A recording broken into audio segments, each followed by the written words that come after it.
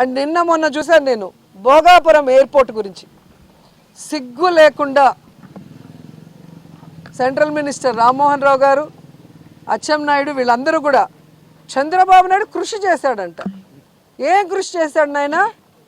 ఎన్నికలు ఉన్నాయంటే నెల ముందర రాయేయటమా? ఇలాంటి రాళ్ళు రాష్ట్రం మొత్తం వేశాడు. ఏ రోజు ఏ రాయికి పనిచేయలేదు.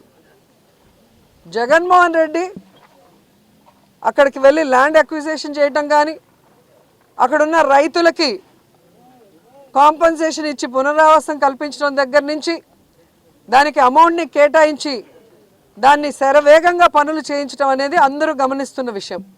అండ్ సాక్షాత్తు జిఎంఆర్ హెడ్ మల్లికార్జున్ గారు చెప్పారు కదా, ఆ రోజుల్లో వైఎస్ఆర్ గారి చేతుల మీదుగా శంషాబాద్ ఎయిర్పోర్ట్ కట్టాను, ఈరోజు ఆయన కొడుకుల చేతి మీదుగా భోగాపురం ఎయిర్పోర్ట్ కడుతున్నా, నాకు చాలా హ్యాపీగా ఉంది అని.